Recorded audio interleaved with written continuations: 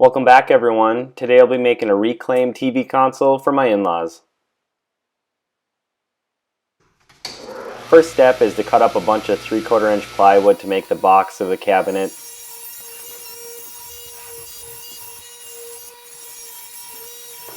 I use maple plywood that I get from my local home center, and it's just my favorite kind of plywood to work with. As you can see, I'm just ripping down all the pieces and then cutting to size and length so I can make the carcass. What I'm doing here is measuring out so I can cut my dados with my router.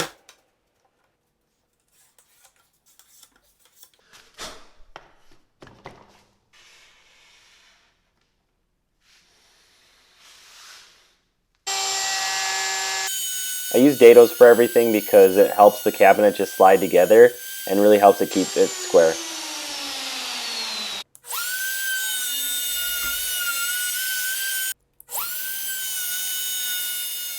So this is the top and bottom piece of the cabinet that I'm cutting dados into right now.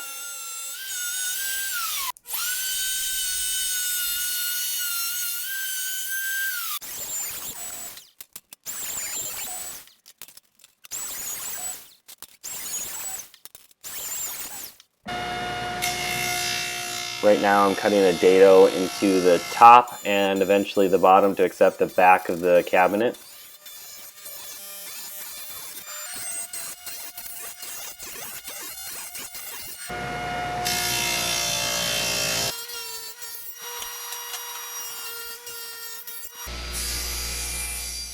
Here I'm cutting the back panel. And now I'm going to be cutting more pieces for the inside of the cabinet.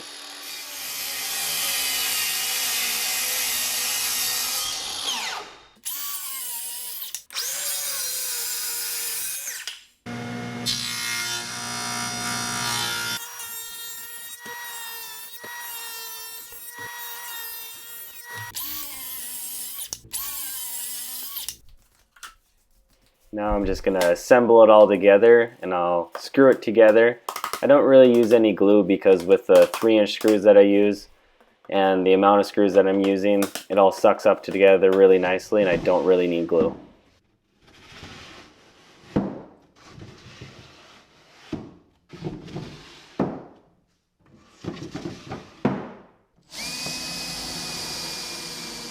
I'm just going to pre-drill before I screw in the 3-inch screws.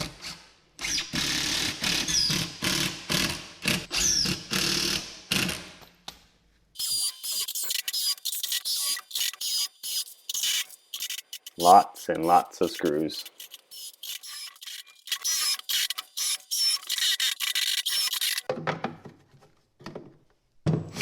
I'm using this Kreg jig to create pinholes for the shelf pins. This is a really great tool to use to easily line up where your pin should go and so that all your shelves are level.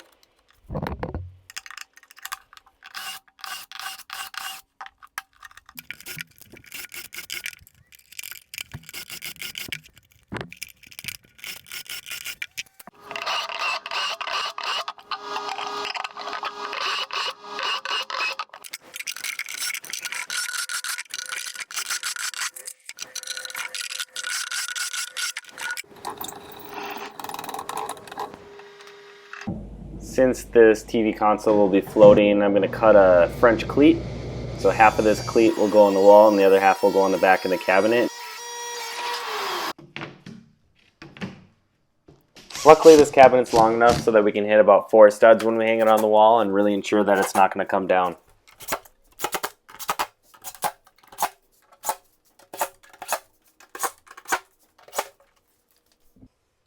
I bought some really nice reclaimed wood from a local dealer. They salvage it from towns in North Dakota and Minnesota and repurpose it into paneling, flooring, and a whole bunch of other stuff.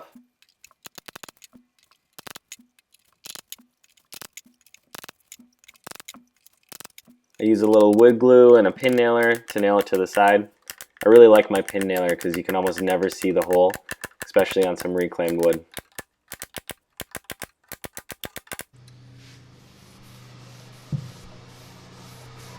I'm I'm going to stain the inside of the cabinet a nice dark walnut.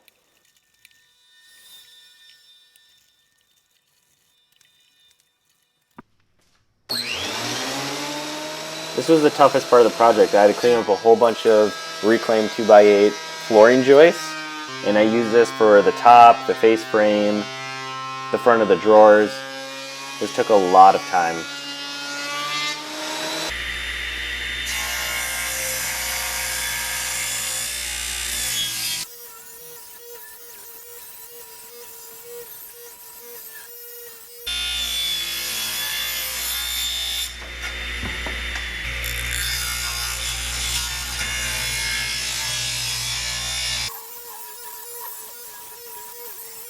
Right now I'm cutting pieces so that I can make the face frame. So I'm cutting it to 1.5 inches wide.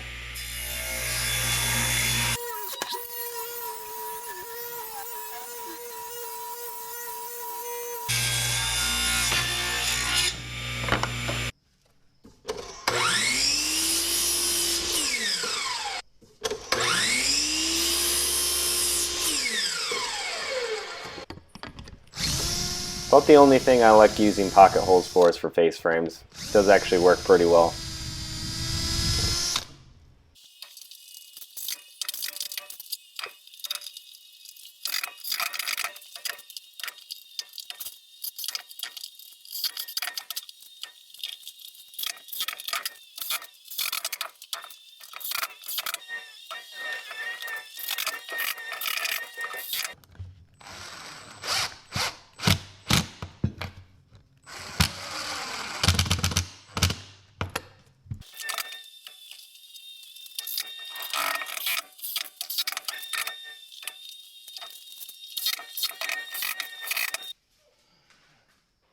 Now I'm just going to glue and nail down my face frame to the front of the cabinet.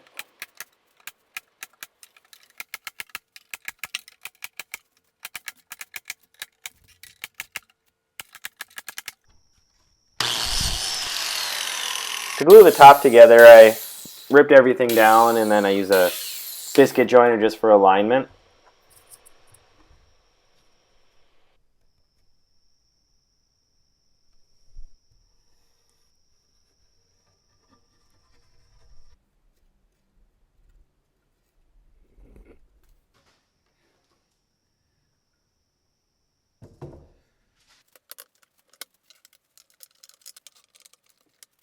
Clamp it together and let it dry.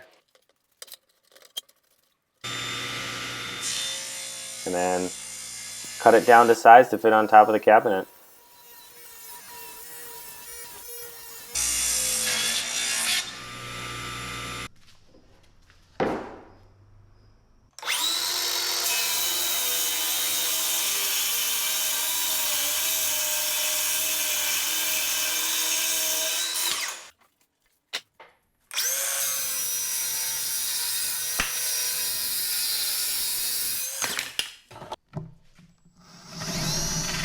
Since this is reclaimed wood, I drill oversized holes and then I use long screws with washers on them, so if there is any wood movement, it won't buckle.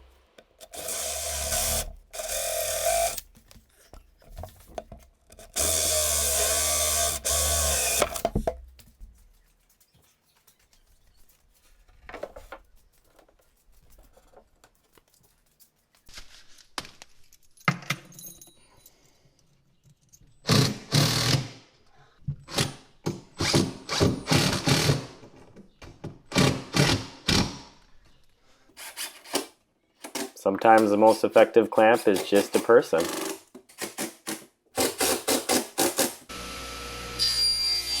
Now I'm about to build the drawers. I've gone through a lot of different drawer designs in all of my builds, and this is my favorite one. It goes together really well, very sturdy, and the design makes it so it's almost always perfectly square.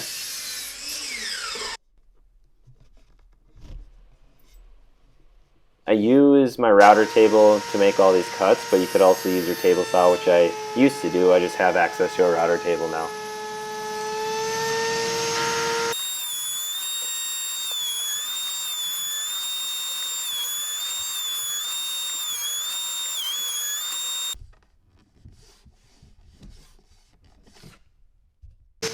I'm using 1/2 inch plywood, and all of these cuts with the rabbiting bits are 1/2 inch as well.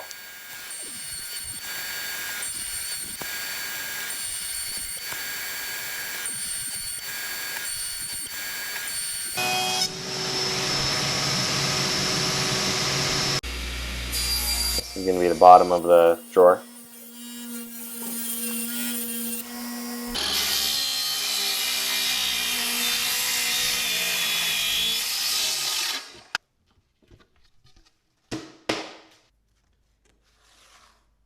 And then a little bit of glue, put everything together, and a couple brad nails just to keep it together while it dries. I do have this nice band clamp that helps keep everything square and tight together when I do before I put the nails in.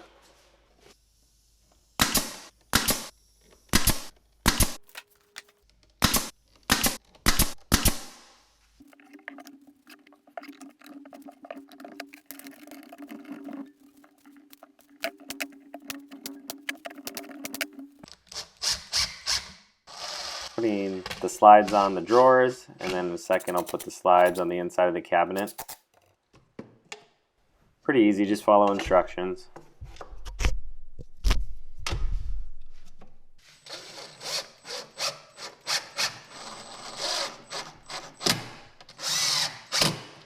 Now I'm just milling up some wood for the face of the drawers. Same process as before.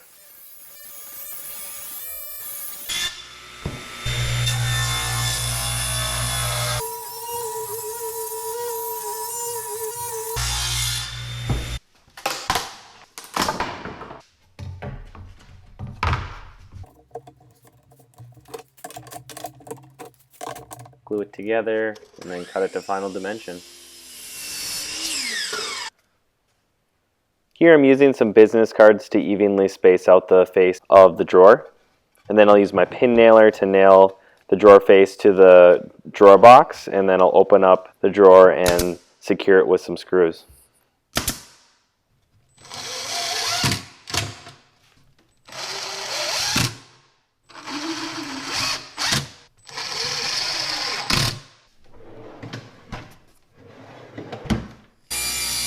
The last step of this build is just to make the shelf. Cutting down some pine so I can use that as an edge banding on the front of the shelf just to make it look a little nicer.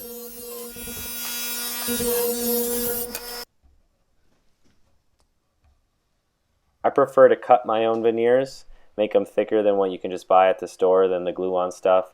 Just looks nicer ultimately.